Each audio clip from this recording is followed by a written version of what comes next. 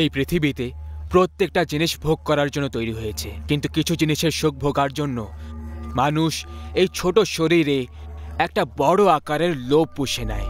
তারা ভুলে যায় যে লোভ করলে কতটা ক্ষতি হতে পারে। লোভে পাপ, পাপে মৃত্যু। ভাই, চৌধুরীর সঙ্গে আমাদের কথা হয়েছিল, সে সরকারি সড়কের নকশা দেখিয়েছিল আমাদের। আরে কোনো কাজের কথা জানতে পারা গেছে নাকি সব ফুসকি বম বেরোলো? ফুসকি বম না ভাই, হাত গোলা বেরিয়েছে, তাও আবার অনেক বড় রকমের। সরকারি সড়ক, গ্রামের শেষ দিকে যে ওই দয়ানন্দ থাকে না, ওর জমি থেকে বেরোচ্ছে। আর এটাই নয় ভাই, তার জমির প্রায় 10 একর জমি ইন্ডাস্ট্রিয়াল করিডোরে আসবে বলছে। দয়ানন্দের নাতি তো শহরে থাকে, তাই না? হ্যাঁ ভাই। এর মানে যদি তার জমি এক্ষুনি কিনে নিই, তাহলে আমরা গোটা জীবন আনন্দে কাটাতে পারবো। হ্যাঁ ভাই, একদম এটাই সত্যি। বলো তাহলে কি করতে হবে এবার? এটা তো এখন দয়ানন্দই বলতে পারবে যে এবার কি করতে হবে। দেখ বড়, তোর পা কবরে ঝুলছে, এই জন্যই বলছি, এই জমির সম্পত্তি থেকে প্রেম ত্যাগ করে এই কাগজের উপরেও সই করে দে, নিজের জমি আমাদের নামে করে দে। আর যদি তোকে ভয় লেগে থাকে যে আমরা তোর থেকে ফ্রির জমি জায়গা নিচ্ছিলাম, তাহলে চিন্তা করিস না, তোর জমির যত টাকা হয় তার পাই পাই তুই পেয়ে যাবি। আর মৃত্যুর আগে অবধি আনন্দেই বাড়িতেই থাক, কেউ কিচ্ছু বলবে না তোকে। কৃষকের জন্য তার জমি মায়ের সমান হয়, আর মায়ের বোঝাপড়া করা হয় না। তোমরা এখন যেতে পারো, দরজা সামনে আছে। কাকা, বুড়ো হাড়গুলোকে যৌবন রক্তের মতো টকবক করা উচিত না, হাড় ভেঙে যাওয়ার ভয় থাকে। এখন নিজের ডায়লগ বাজি বন্ধ কর আর চুপচাপ সই করে দে। দাদা, আপনারা কাকার সাথে এভাবে কেন কথা বলছো? যদি কাকা জমি বিক্রি করতে না চায়, তাহলে আমাদেরকে তার সিদ্ধান্তে রেসপেক্ট করা দরকার। আমার হিসেবে আমাদেরকে এখান থেকে চলে যাওয়া দরকার। ছোট, নিজের পরামর্শ নিজের কাছেই রাখ, শহরে জীবন কাটাতে কাজে লাগবে। আমরা এখানে জমিতে হাল চালিয়ে তোর শহরের খরচ পুরো করি না, আমরা সেগুলো কাজ করে আয় করি। সেই জন্য নিজের পরামর্শ নিজের কাছেই রাখ, সই তো এর বাপও করবে। আবে ও বুড়ো, করে দে জমি আমাদের নামে, না হলে তোর আঙুলের ছাপ নিয়ে আমরা তোকে তোরই জমিতে পুঁতে দেব। যেটা করার করে না, কিন্তু যাই হয়ে যাক না কেন, আমি এই জমি বিক্রি করব না। মরে গেলে এইসব ছাতিতে নিয়ে যাবি নাকি?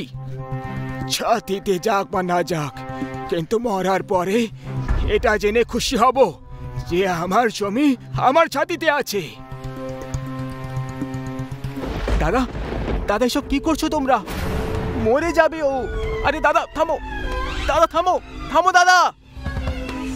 দাদা ছেড়ে দাও তাকে, এটা ভুল। ঠিক ভুলের পরিভাষা আমাদের সামনে চলে না ছোটু, আমরা যা করি সেটাই সঠিক হয়। আর চিন্তা করিস না, আমরা একে মারতেই যাচ্ছি। তিনজন ভাইয়ের ওপরে তাদের লোভ মাথায় চড়ে নাচছিল। তাদের লোভের সামনে এখন মানুষের জীবনের কোনো দাম ছিল না, কিন্তু বুড়ো এখনো বেঁচে ছিল। তার চেহারায় মৃত্যুর আতঙ্কের জায়গায় হাসি ভাসছিল। এত বৃষ্টিতে ছাতার পেছনে নেত্রপাল বুড়োর আঙুল কেটে দিল আর সব কাগজপত্রে তার আঙুলের ছাপ নিয়ে নিল। আমি আসবো, আমি ফিরে আসবো, আমি অবশ্যই ফিরে আসবো। আমার জমি আমার ছাতিতে থাকবে।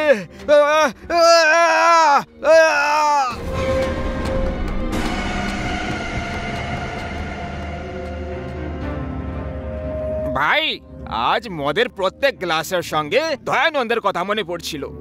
গত বছর যখন আমরা ওর জমি কেড়ে নিয়েছিলাম, তখনও এরকমই আবহাওয়া ছিল। শালা কি বলছিল? আমার জমি আমারই ছাতিতে থাকবে।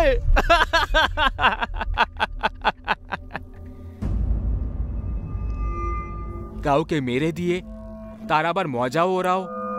কত বাজে তোমরা সবাই।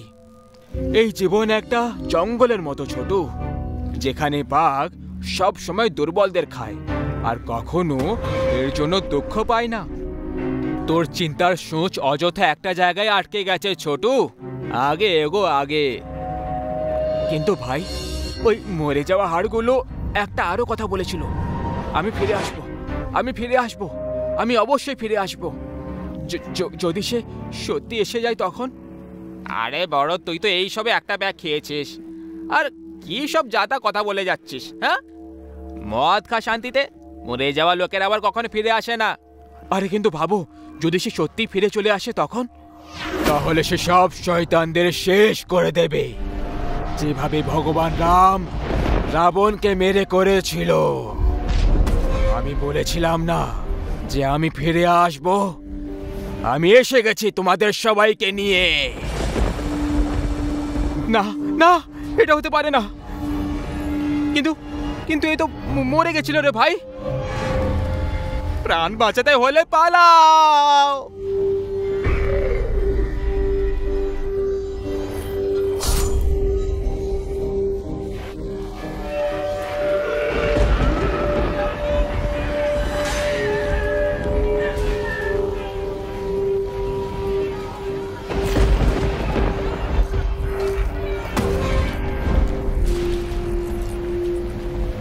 আমাকে আমাকে ক্ষমা করো কাকা, আমি ভুল করে ফেলেছি। আমি তোমাকে তোমার পুরো জমি ফিরিয়ে দেব। আমি আমি তোমাকে আরো 10 একর জমি দিয়ে দেব, শুধু আমাকে মেরো না।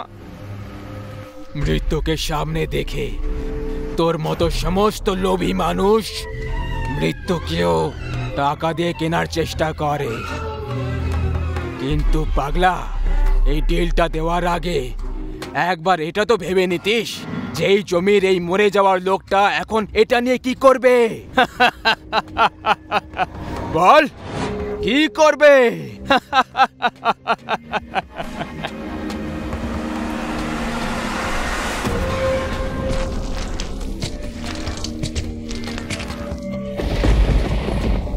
তোমাকে আমার থেকে ভয় পাবার দরকার নেই খোকা, তুমি ভালো মানুষ।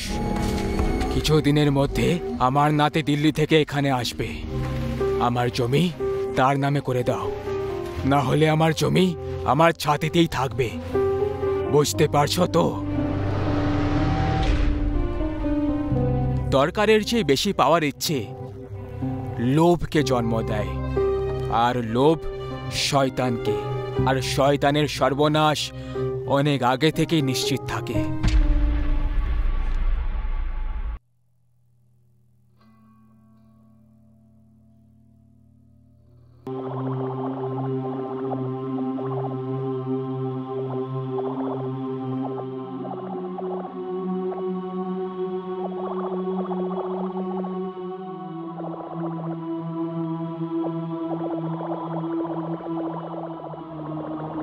রিয়া মামনি, এবারে খেলা বন্ধ করো আর পড়তে বসো।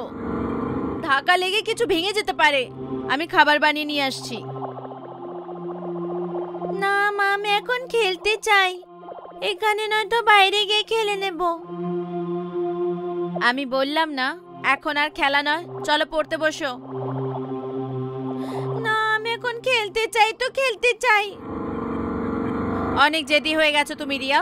ঠিক আছে যাও, কিন্তু একটা শর্তে।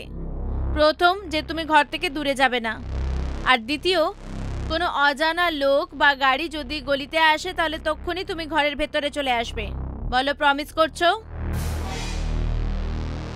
আগে তুমি বলো যে তুমি এমন প্রমিস কেন করতে বলছো? কারণ বাচ্চা চুরি করা খারাপ লোকেরা শহরে ঘোরাঘুরি করছে, যারা লোভ দেখিয়ে বাচ্চাদের তুলে নিয়ে চলে যায়। সেজন্য তুমি প্রমিস করলে তবেই তোমাকে ঘরের বাইরে যেতে দেব। বলো, প্রমিস করবে কি না? প্রমিস।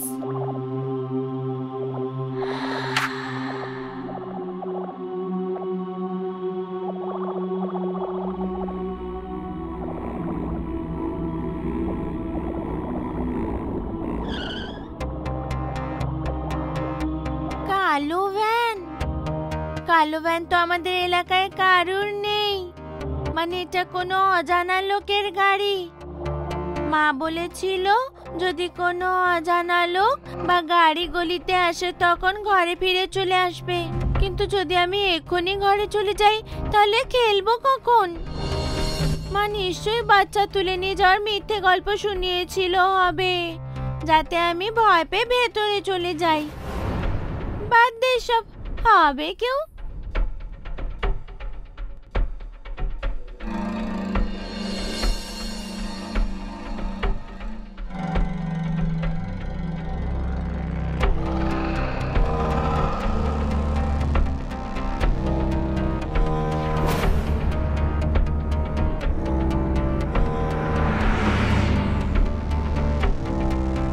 কি মনে হয় তোর, কত পাওয়া যাবে এই মেয়েটার বদলে?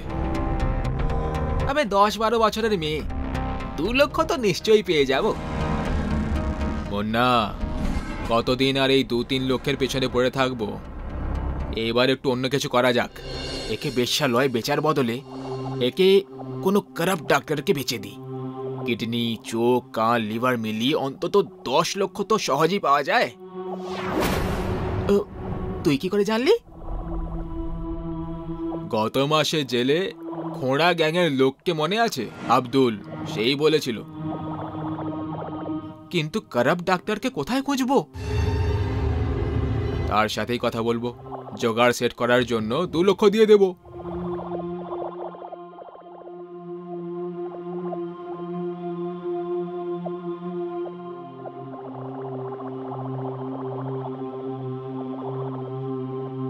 রিয়া, এসে গেলে হাত মুখ ধুয়ে নাও, খাবার তৈরি হয়ে গেছে।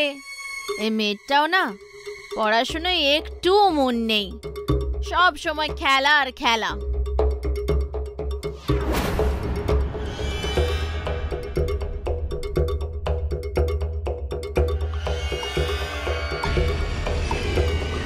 আরে এই ছুরি তো আমার রিয়ার।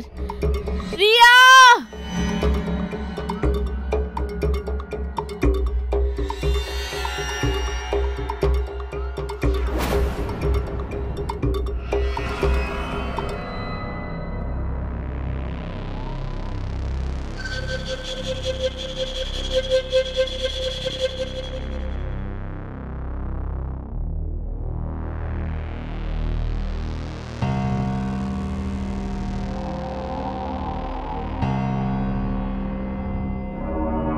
গাড়ি থামা, পেটটা হালকা করতে হবে। ঠিক সময় থামালেই তুই। আমারও প্রেশার লাগছে ভাই। এর হাত পা বেঁধে দিই? না থাক, 2-3 ঘন্টার আগে জ্ঞান ফিরবে না।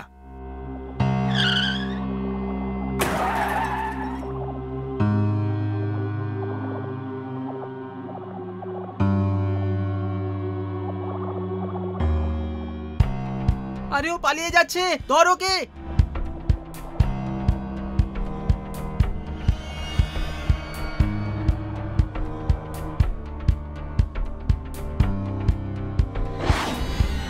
ও কোথায় গেল? শালা, আমি আগেই বলেছিলাম মেয়েটার হাত পা বেঁধে দে। আরে তুই বেঁধে দিতিস, জিজ্ঞেস করলি কেন? আওয়াজ করলে ওরা জানতে পেরে যাবে। মনে হয় আমাদের বুদ্ধু বানিয়ে গেল বাচ্চাটা। যে ক্ষতিটা হলো সেটার এখন কি করব? দেখ, এ নয় তো অন্য কোনো বাচ্চাকে তো পেয়েই যাব। মা বাবার কথা এড়িয়ে দিয়ে খালি জায়গায় যারা খেলতে আসে, যাদের আমাদের মতো অজানা কিডন্যাপারদের কাছে আসতে কোনো সমস্যা থাকে না। আরে গ্রামের লোকেরা জমিতে বোতল নিয়ে আসছে হবে, আমাদের দেখে ফেললে মুশকিল হয়ে যাবে। চল এখান থেকে।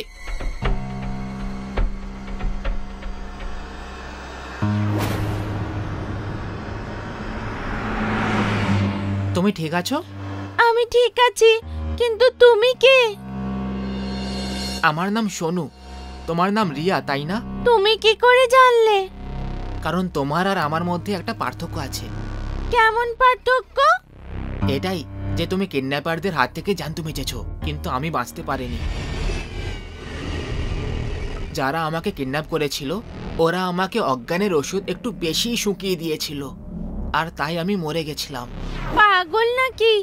যদি তুমি মরে গেছো তাহলে আমার সামনে কি করে আছো? আমি জানি যারা মরে যায় তারা জীবন্ত লোকের সাথে দেখা করতে পারে না। যারা মুক্তি পায় না সেই মৃতরা সামনে থেকে দেখা দেয়। আচ্ছা, তোমাকে কোথা থেকে কিডন্যাপ করেছিল? একটা নির্জন সড়ক থেকে, রাতের বেলায়।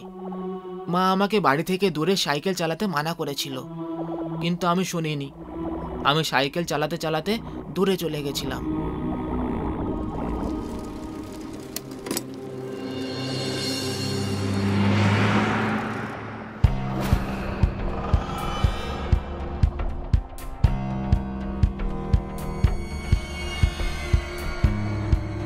ভাই, বাচ্চা তো নিঃশ্বাসই নিচ্ছে না, এ তো মরে গেছে। শালা, তুই এইবারে অজ্ঞানের ওষুধ মিশিয়ে দিয়েছিলি হবে। এই মাসে 3 বার তুই একই ভুল করেছিস। এভাবেই চলতে থাকলে আমাদের ব্যবসা বন্ধ হয়ে যাবে একদিন। ফেলে দে ওকে বাইরে, আর সাইকেলটাও ফেলে দে।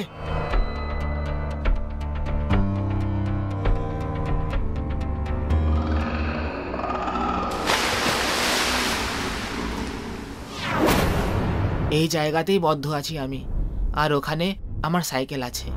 তুমি ওটা নিয়ে যাও। তোমার মা তোমার জন্য খুব কাঁদছে। তুমি কি করে?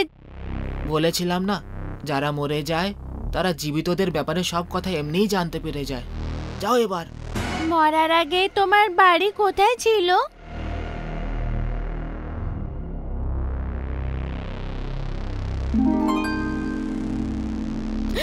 কোথায় চলে গেল আমার মেয়ে? মা, রিয়া, তোকে কোথায় কোথায় খুঁজিনি আমি। সরি মা, এখন থেকে আমি তোমার সব কথা শুনবো আর তোমার শিক্ষা মেনে চলবো। ঠিক আছে রিয়া, ঠিক আছে, কিন্তু তুই কোথায় চলে গেছিলি? আমাকে কিডন্যাপ করে নিয়েছিল মা, কিন্তু সোনু আমাকে বাঁচিয়ে নিয়েছে। সোনু কে রিয়া? আপনি কে? আন্টি, আমি জানি সোনু কোথায় আছে।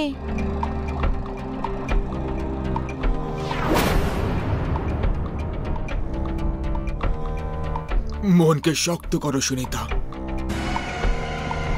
সোনু, আমি তোমার কথা এড়িয়ে দিয়েছিলাম মা, আর এটা সেটারই শাস্তি যে আমি এত ভালো মায়ের থেকে আলাদা হয়ে গেলাম।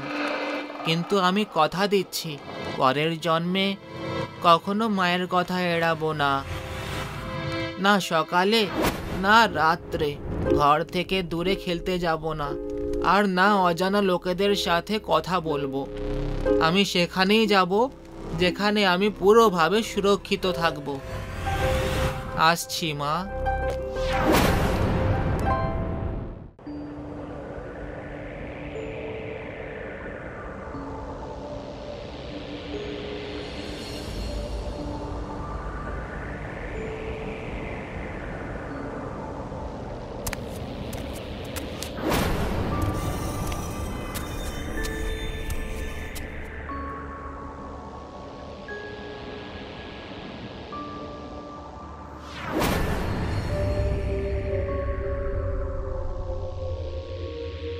ভাইজান, শত্রু ওই দিকের পাহাড়ের দিকে আছে। চলুন এই হাতিয়ারগুলোর সব লোহা শত্রুদের বুকে মেরে ওদের জাহান্নুমের ভ্রমণ করিয়ে দিই।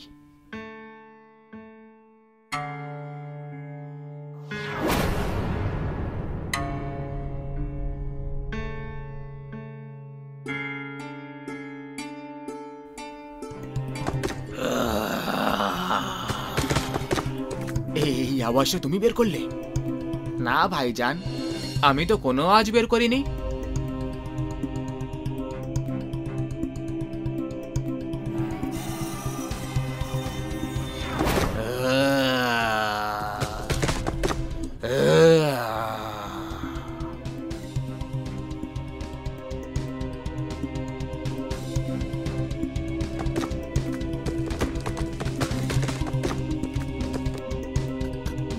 কে ওখানে? কে ওখানে? সামনে এসো, সামনে এসো, তাহলে গুলি চালিয়ে দেবো।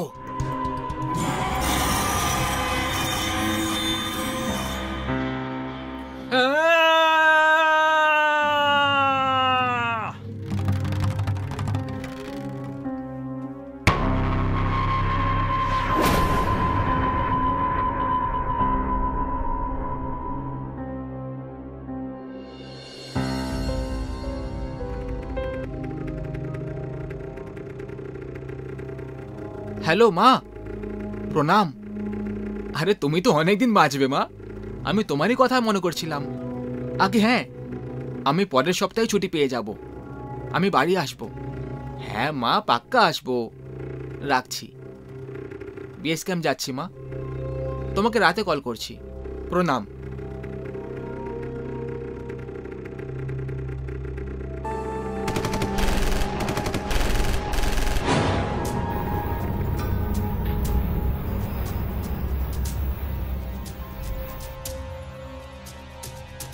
ওই ভারত মায়ের বাচ্চা, কোথায় লুকোচ্ছিস? বাইরে বেরো, বাইরে। আমরা তো শুনেছিলাম ভারত মায়ের সৈনিকরা খুব বাহাদুর হয়, কিন্তু তুই ভীতু বেরোলি যে ইঁদুরের মতো গর্তে লুকিয়ে আছিস। গর্তে আমরা নয়, তোমরা লুকোতে চাও, সেই জন্য লুকিয়ে পেছন থেকে আক্রমণ করো। যদি বাহাদুর হতে তাহলে সামনে থেকে ঘাত করতে। যদি এরকমই হয় তাহলে একবার বাইরে চলায়, তারপর আমরা সামনে থেকেই ঘাত করব। মনে হয় সৈনিক ভয় পেয়ে গেছে। আমি হিন্দুস্তানি সিংহ, আর সিংহ কখনো নেকড়ের থেকে ভয় পায় না। যদি বাইরে চলে আসি তাহলে তোমাদের সবাইকে কুচলে ফেলবো। আরে বাবাজি, বাইরে আয় তো একবার, দেখা যাবে কে কাকে কুচলে দেয়। আর এই ভাষণ দেওয়া বন্ধ কর, তুই একা আছিস আর আমরা 3 জন। তোর মৃত্যু নিশ্চিত। যদি বাঁচতে চাস তাহলে নিজের প্রাণের ভিক্ষে চা আমাদের কাছে। কুকুরের বাচ্চা, আমরা ভারত মায়ের সৈনিক। তোমাদের মতো আতঙ্কবাদী 3 জন হোক বা 300 জন, আমরা কারোর থেকে ভয় পাই না।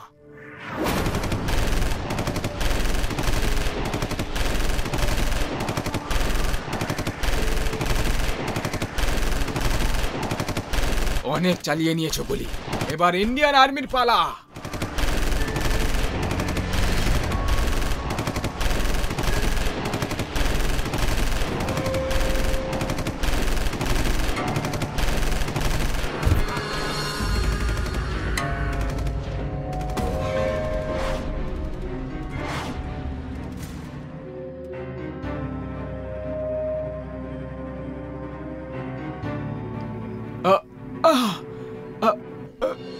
আপনি কে?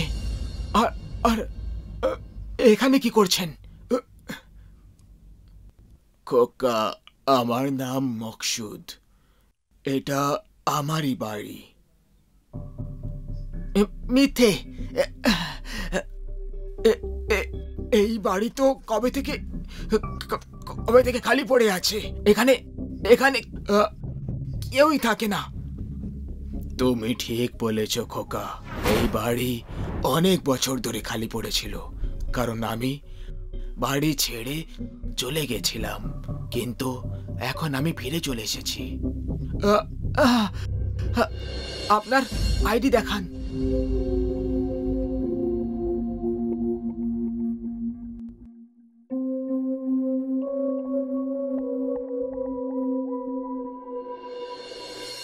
না না, সামনে এগোবেন না। খোকা, তোমার অবস্থা খুবই খারাপ, তোমার চিকিৎসার প্রয়োজন। আমি ঠিক আছি। গুলি লাগার কারণে আপনার অনেক রক্ত বেরিয়ে গেছে, আর এই অবস্থায় চিকিৎসা না করলে তাহলে তোমার প্রাণ চলে যেতে পারে খোকা।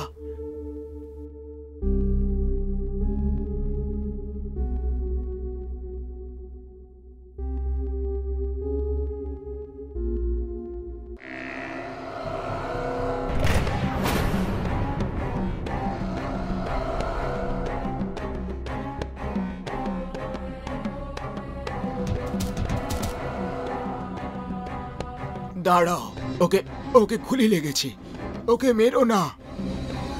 চুপ কর বুড়ো, তোর মতো লোকেদের জন্য আমরা কাশ্মীরটাকে হাতের মুঠোয় করতে পারছি না। আমাদের সম্প্রদায়ের নাম বরবাদ করছিস। তোর নাম কি বল? মকসুদ।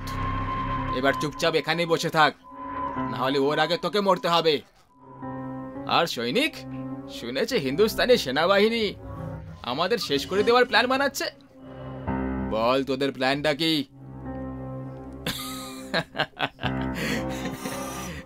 কেন মরতে ভয় পাচ্ছে, সেই জন্য প্ল্যান জানতে চাইছিস?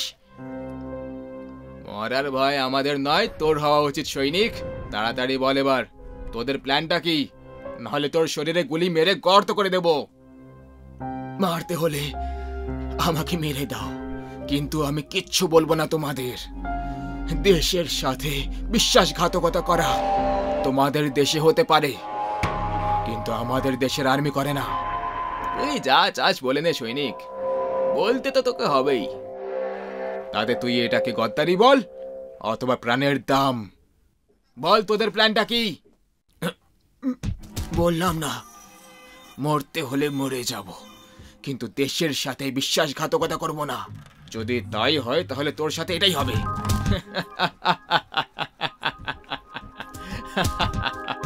শেষবারের জন্য জিজ্ঞেস করছি, বলে দে। এখনো উত্তরটা সেটাই, মরতে হলে মরে যাব, কিন্তু দেশের সাথে বিশ্বাসঘাতকতা করব না। কেন জিদ করছো খোকা? বলে দাও এদের, না হলে এরা তোমাকে সত্যি মেরে ফেলবে। যদি মরতে ভয় পেতাম কাকা, তাহলে দেশ রক্ষা করার দায়িত্ব কখনো নিতাম না। যতক্ষণ বাঁচবো দেশের জন্য বাঁচবো। বাহ খোকা বাহ, আমাদের গর্ব সেই মায়ের ওপর যে তোর মতো ছেলেকে জন্ম দিয়েছে। আবে ও নিজের ধর্মের শত্রু বুড়ো, বন্ধ করে হিন্দুস্তানি সৈনিকের সুনাম করা। আর এটাই আমাদের শেষ ওয়ার্নিং। আমার ছেলেও তোমাদের মতোই আর্মি অফিসার ছিল, রিজওয়ান শেখ। দেশের জন্য একাই 10 জন জঙ্গিকে মেরেছিল, কিন্তু একদিন একটা সন্ত্রাসীর দল এসে ওকে হত্যা করে দিল। মানে তুই আমাদের শত্রুর বাবা? শত্রু আমি নই, তোমরা সবাই যারা আমাদের দেশ হিন্দুস্তানকে শেষ করার স্বপ্ন দেখছো। কিন্তু যতক্ষণ আমাদের মতো দেশভক্তই মাটিতে থাকবো, তোমাদের মতো লোকেরা হিন্দুস্তানের শান্তি কখনো ভঙ্গ করতে পারবে না। মনে হচ্ছে বুড়োটা পাগল হয়ে গেছে। পাগল আমি নই, তোমরা যারা কয়েক টাকার জন্য অসহায় নির্দোষ অস্ত্রহীন লোকেদের মারার জন্য হাতিয়ার হাতে তুলে নাও। ধর্মের নামে লোকেদের ভ্রমিত করে দিয়ে ওদেরকে আতঙ্কের রাস্তায় ঠেলে দিয়ে ইসলাম ধর্মকে বদনাম করতে থাকো। মানুষকে মানুষের হত্যা করিয়ে খুদার নেক ইরাদাকে শেষ করে দাও। কিন্তু এখন আমি তোমাদের এরকমটা করতে দেব না। তুই থামাবি আমাদের? হ্যাঁ, তুই মরার জন্য তৈরি হয়ে যা বুড়ো। যে আগে থেকেই মরে গেছে তাকে তুই তো দূর, তোর বাপও এসে মারতে পারবে না।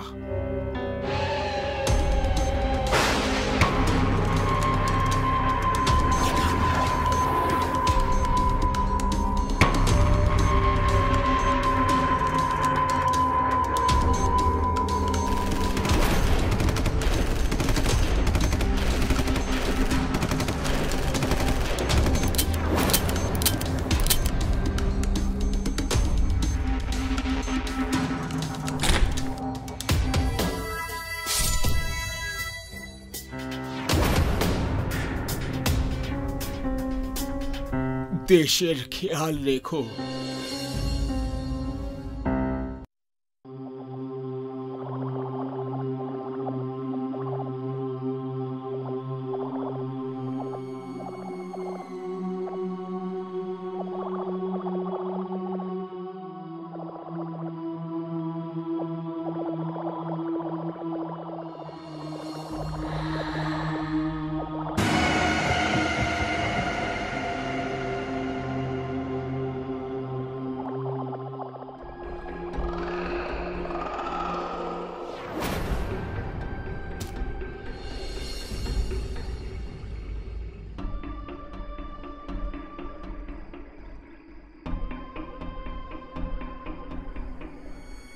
আজকাল আমি অনেকক্ষণ ধরে ঘুমোচ্ছি। এরকম চলতে থাকলে তো আমার আলুর ক্ষেত নষ্ট হয়ে যাবে। তাড়াতাড়ি গিয়ে জল দিয়ে আসি।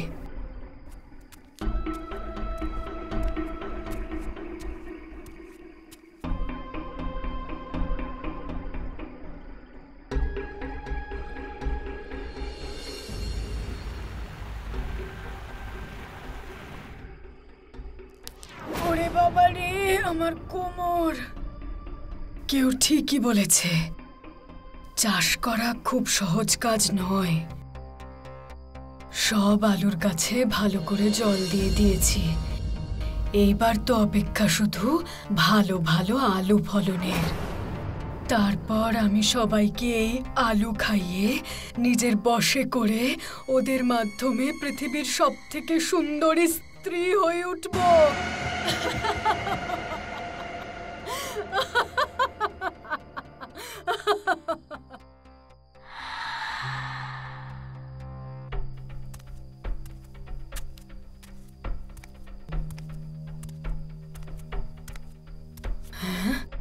আমি তো ফসলে জল ভালো করেই দিয়েছি, আলুতে যেন সেগুলো ভালোভাবেই যায়।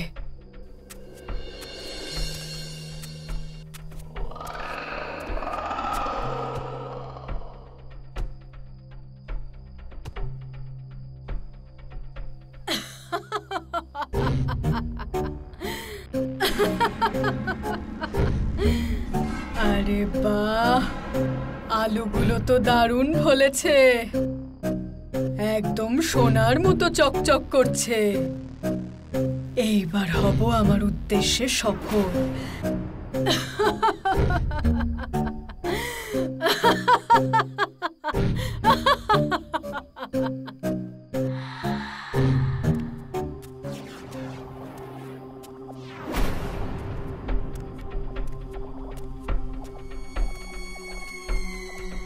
আলু নেবে? তাজা তাজা আলু, বড় বড় আলু, ছোট ছোট, সব রকমের আলু নিয়ে যাও। খুব কম দামে আলু নিয়ে যাও।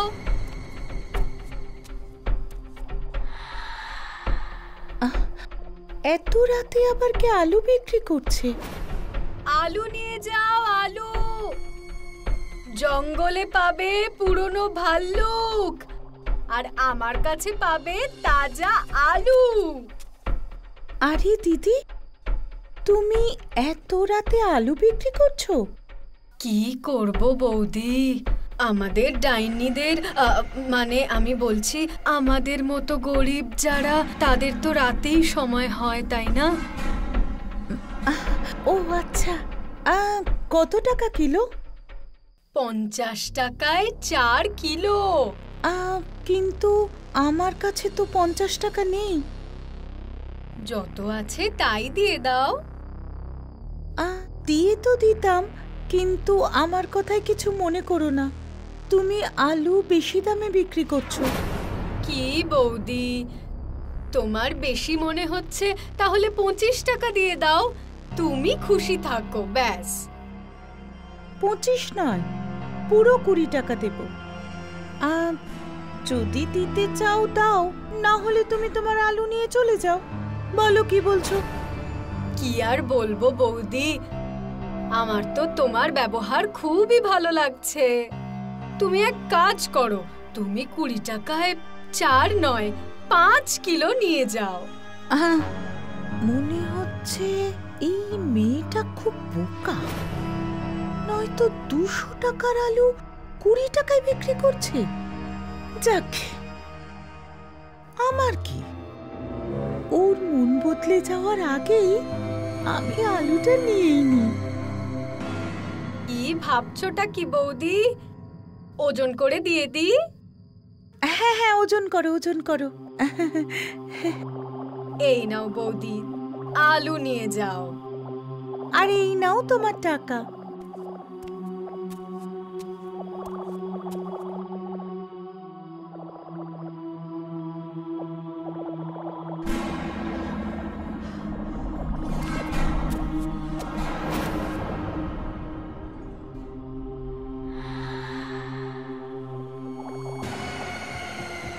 মোহন আজ আলুর তরকারি বানাতে বলেছে, তাড়াতাড়ি রান্না করে জামা কাপড়টা ধুয়ে নেব। হে ভগবান, বাড়িতে তো একটাই আলু আছে, এই একটা আলু দিয়ে কি করে রান্না করব? বাজার যেতে আসতে অনেক সময় লাগবে। আজ তো ও খুব রাগ করবে আমার ওপর। কি করব, কি করি? শালুকে জিজ্ঞেস করি, যদি ওর কাছে আলু থাকে তাহলে কাজ হয়ে যাবে। শালু, শালু, একবার শোনো তো। শালু, শালু, শালু। দরজা তো খোলা, তাহলে বাইরে আসছে না কেন? মনে হচ্ছে বাথরুমে আছে। আরেকবার ডাকি। শালু। ভেতরে গিয়ে দেখি বড়। আরে শালু, আমি কতক্ষণ ধরে ডাকছি, কিন্তু তুমি এত মন দিয়ে টিভি দেখছো যে আমার ডাকে সাড়াই দিলে না। সরি মালা, আমি শুনতে পাইনি গো। কি চাই তোমার? আরে মোহন আজকে আলুর তরকারি রান্না করতে বলেছিল। বাড়িতে আলু শেষ হয়ে গেছে। তোমার কাছে আলু আছে? শালুর কাছে সবসময় আলু থাকে। আমি একটু বেশি করেই আলুর তরকারি বানিয়েছিলাম। তুমি ওটাই নিয়ে যাও, তোমার সময়ও নষ্ট হবে না। আরে এটা তো খুব ভালো ব্যাপার। থ্যাংক ইউ শালু। শালুর আলুর জন্য নো থ্যাঙ্কস। তবে তরকারিটা নিয়ে যাওয়ার আগে একবার খেয়ে বলো কেমন হয়েছে। শালু, তরকারি তো খাবো, তবে একটা কথা বলো, তোমার চোখে কি হলো? কিচ্ছু নয়, আসলে জয় বাংলা হয়েছে। জয় বাংলা? জয় বাংলা এভাবে হয় নাকি? কেন, তোমার কখনো জয় বাংলা হয়েছে যে জানবে? না গো, আমার তো হয়নি, কিন্তু না হয়ে থাকলে চলো শালুর আলু টেস্ট করো আর বাড়ি গিয়ে তোমার স্বামীর সেবা করো। আচ্ছা আচ্ছা, টেস্ট করছি, এত চেঁচাস না।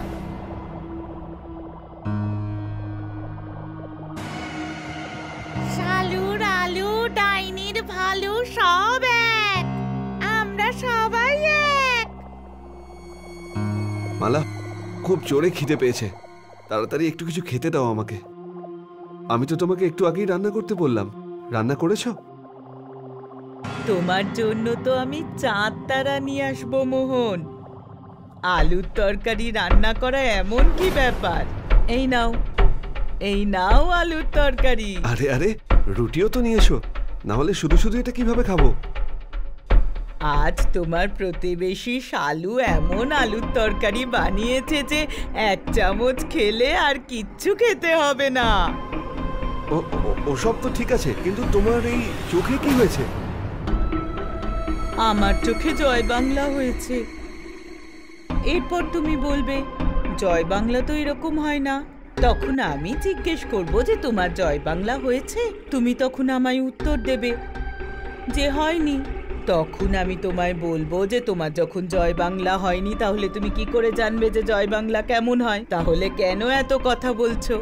আগে তরকারিটা খাও। আরে আরে, তোমার কি হয়েছে?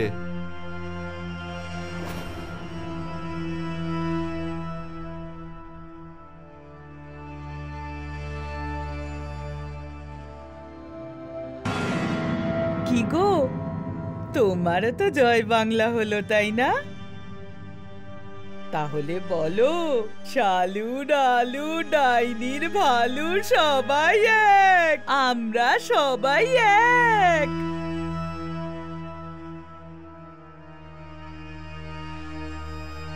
এই তো দারুণ ব্যাপার। ধীরে ধীরে সবাই আমার বশে হয়ে যাবে। তাড়াতাড়ি যে কটা আলু বেঁচে আছে সেগুলোও বিক্রি করে ফেলি। আলু নিয়ে নাও, আলু ফ্রিতে, আলু নিয়ে নাও, সরকার থেকে আলু দেওয়া হচ্ছে, নিয়ে নাও। ফ্রি স্কিমের আলু নিয়ে নাও, আলু নিয়ে যাও, আলু। আমাকেও দাও, আমাকেও দাও, আমাকেও দাও, আমাকেও দাও, আমাকেও দাও, একটু আমাকে দাও। আরে আরে আরে আরে, দাঁড়াও দাঁড়াও দাঁড়াও, তোমরা লড়াই করো না। তোমরা তো 3 জন আছো, 3 জনই ভাগাভাগি করে আলু নিয়ে যাও, তাহলেই হলো। সরকার থেকে দেওয়া জিনিসের ওপর তো সবারই অধিকার, তাই না? হ্যাঁ হ্যাঁ, ঠিকই বলেছো তুমি। ওরা আলু খেলেই আমার কাজ শুরু।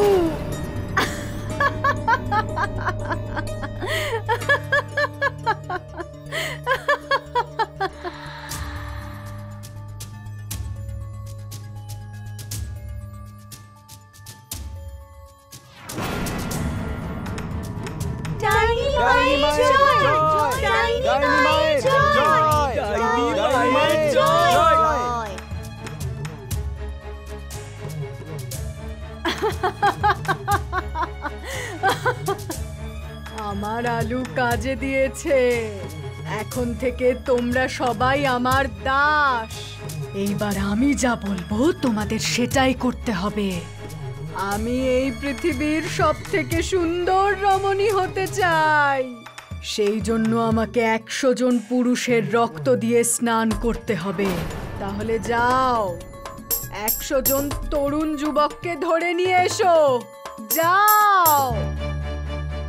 বাঁচাও বাঁচাও বাঁচাও বাঁচাও।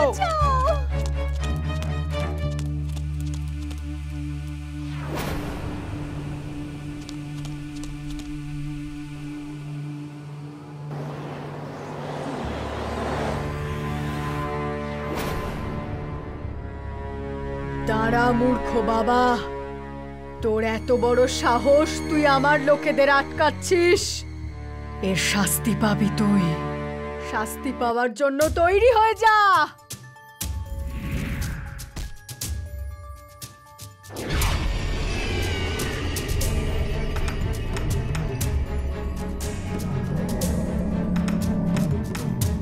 জয় মহাকাল।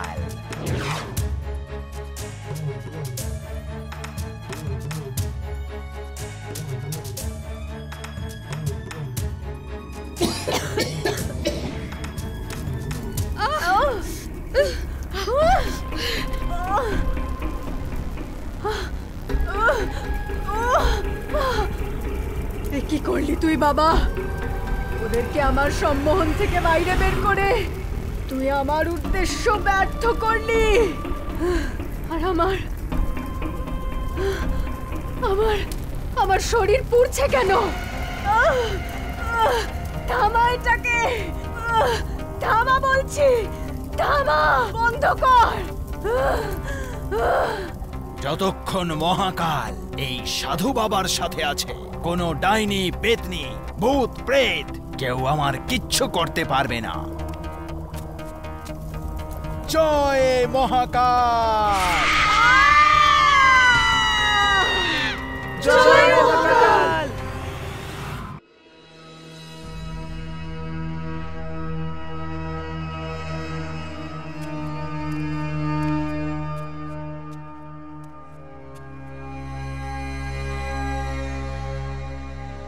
কি হচ্ছেটা কি? সবাই নিজেদের কাজ ছেড়ে নিজেদের ফোন নিয়ে কি করছে? বিকাশ স্যার, পৃথ্বী স্যার এখনো অফিসে আসেননি। হোয়াট? কিন্তু পৃথ্বী স্যার তো প্রতিদিন সকাল 10টার আগেই অফিসে পৌঁছে যায়। তাছাড়া আজ তো একটা ইম্পর্টেন্ট মিটিংও আছে। আই নো, কিন্তু উনি এখনো আসেননি। ওনার ফোনটাও অফ। বাড়িতে ফোন করেছিলে তুমি? সবাই ওনাকেই ট্রাই করছেন স্যার, কিন্তু বাড়ির ফোনও বন্ধ। কোনো ব্যাপার নয়, আমি ওর পার্সোনাল নাম্বারে ফোন করছি। স্যারের পার্সোনাল নাম্বারে তো বন্ধ।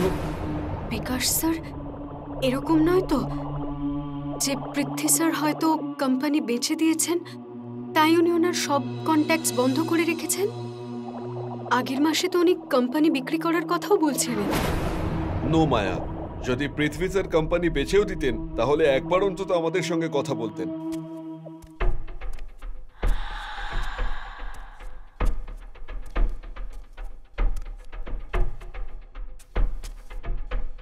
উনি ঠিকই বলছেন মিস্টার। কি নাম আপনার? মায়া। আর আপনার? বিকাশ। মিস্টার বিকাশ, মিস মায়া ঠিকই বলেছেন। উনি এই কোম্পানি আমাকে বিক্রি করে দিয়েছেন, আর ওনার পুরো ফ্যামিলির সাথে উনি চিরকালের জন্য অ্যাব্রডে চলে গেছেন।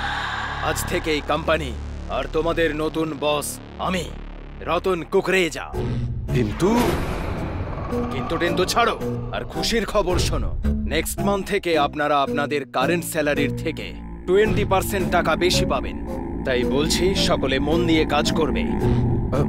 মিস্টার রতন, যদি পৃথ্বী স্যার আপনার কাছে কোম্পানি বিক্রি করে থাকেন তাহলে এতে আমাদের থেকে লোকানোর মতো তো কিছুই নেই। তাছাড়া উনি তো আমাদের বলেননি যে উনি বিদেশে গেছেন। এই লজিকটা আমি তো কিছুই বুঝতে পারলাম না। এটা বড় লোকেদের খামখেয়ালি। কাজ শেষ, সম্পর্কও শেষ। কিন্তু কিন্তু ছাড়ো ভাই, এই ফাইলটা আগে চেক করে নাও। কোনো ডাউট থাকলে আমার সাথে ডিসকাস করো।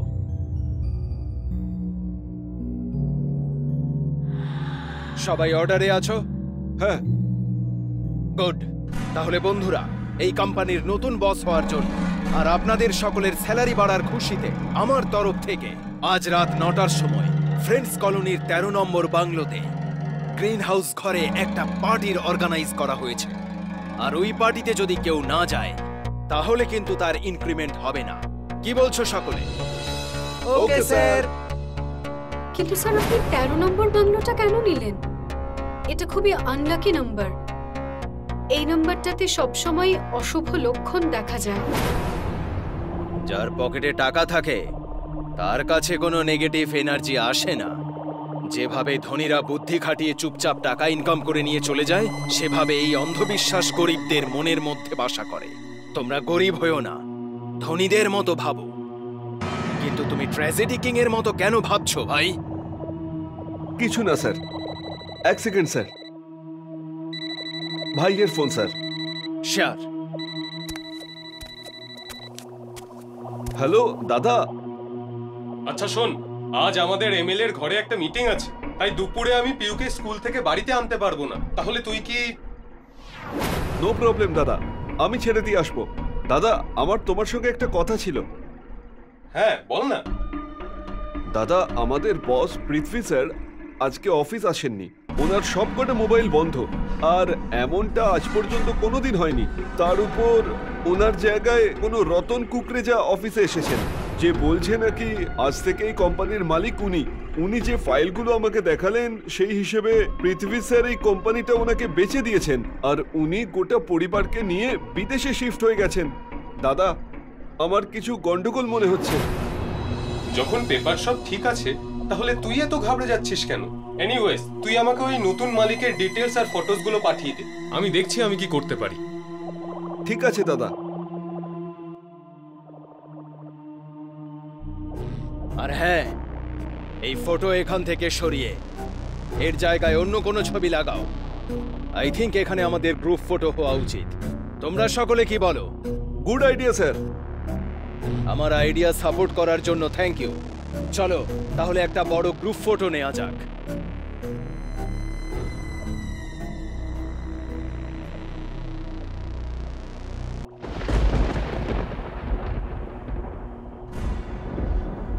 এক্সকিউজ মি দাদা, একটু শুনুন তো। তোমরা কেউ চিন্তা করো না, এখনই ইলেকট্রিক চলে আসবে। বাহাদুর, দেখো তো ইলেকট্রিকের কি সমস্যা হলো।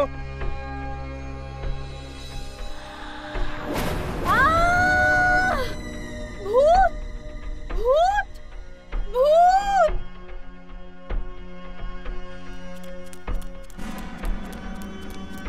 মায়া, কি হলো? কি চোখ খোলো মায়া, কি হয়েছে?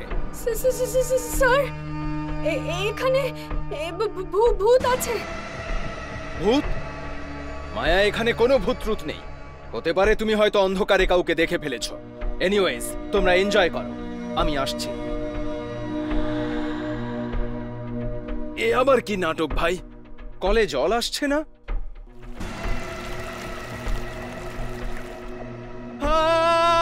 রক্ত রক্ত!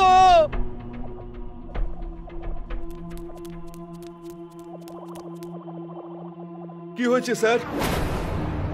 দেখো, কল থেকে রক্ত রক্ত বেরোচ্ছে। স্যার, নলটা তো বন্ধ রয়েছে। বন্ধ? কিন্তু এখনই ওখান থেকে রক্ত বেরোচ্ছিল। এখান থেকে তো স্যার জলই বেরোচ্ছে। মনে হচ্ছে আপনিও মায়ার মতো ভূত দেখে ফেলেছেন, সেই জন্য আমার মনে হচ্ছে আপনার এরকম হচ্ছে। হতে পারে। এবার চলুন স্যার। তোমরা যাও, আমি আসছি।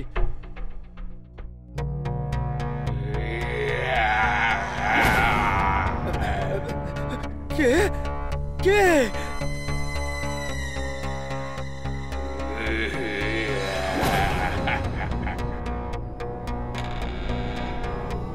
কে তুমি এখানে কি করছো? কে তুমি?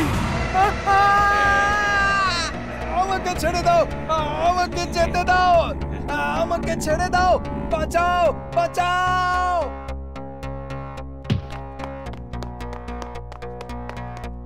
কি হলো স্যার? ভূত ভূত, বাথরুমের ভেতর ভূত। কিন্তু স্যার, যখন আমরা সবাই গেলাম তখন তো ওখানে কেউই ছিল না, কি মায়া? হ্যাঁ, ও টয়লেটে ছিল, আমি নিজের চোখে দেখেছি ওকে। ও আমার গলা টিপে রেখেছিল, আমার কথা বিশ্বাস করো। কেউ না স্যার, আমি আপনার জন্য জল নিয়ে আসছি স্যার।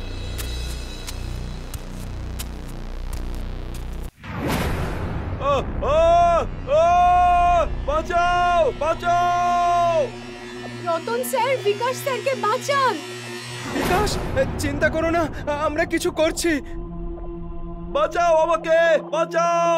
ভূত ভূত ভূত! ছাদের উপর ভূত আছে, বাঁচাও!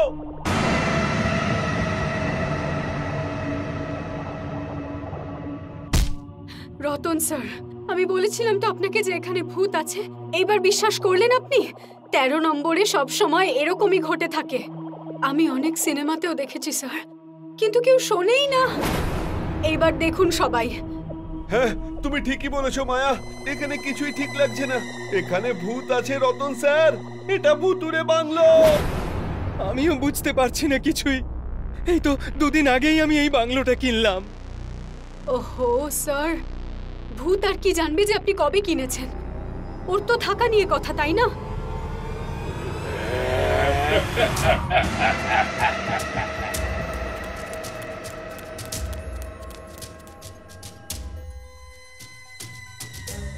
তুই আমাকে আর আমার পরিবারের সবাইকে কেন মেরেছিস? কেন মেরেছিস? তোমরা কে? আমি কোথায় ভূত মেরেছি? আমি হলাম পৃথিবী। পৃথ্বী, আমাকে ক্ষমা করে দাও। কেন মেরেছিস আমাদের? তোমার বিজনেসটা কেড়ে নেওয়ার জন্য তোমাকে খুন করেছি। আর তোমার ফ্যামিলি লিগালি আমার কাজে যাতে বাধা না হয়, তাই ওদেরও মারতে হয়েছে। আমরা তো ভূত হয়ে গেছি এবার, কিন্তু তুই আমাদের ছাড়াও আরো কতজনকে মেরেছিস?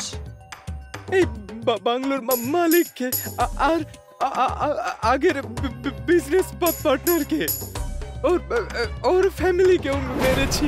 প্লিজ আমাকে ছেড়ে দাও, ক্ষমা করে দাও।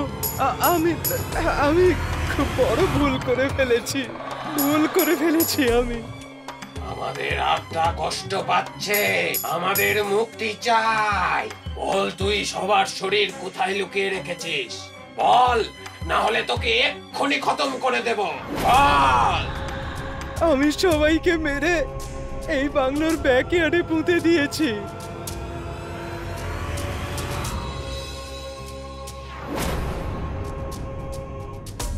পান্ডে, যাও পেছনে কোর্টইয়ার্ডটা খুঁড়ে দেখো। তোমরা কে? চমকে গেলে? এই তিতাস হলো আমার ছোট ভাই, আর ওই তোমার ব্যাপারে আমাকে জানিয়েছিল ফোন করে। আর আমি তোর ছবি দেখেই তোকে চিনতে পেরেছিলাম রতন কুকরেজা, যে তুই হচ্ছিস সেই শয়তান যে মানুষজনকে চালাকি করে পার্টনার বানিয়ে তাদের মেরে তাদের বিজনেস আত্মসাৎ করে নেয়। তোকে ধরার জন্যই আমরা এই ভুতুড়ে নাটকটা করেছিলাম। তিতাসকে উল্টো করেও ঝুলিয়েছি। তুই সমস্ত প্রমাণ দিয়ে দিয়েছিস। এবার তুই তোর কুকর্মের ফল ভোগ করবি। তোর ফাঁসি হবে, ফাঁসি।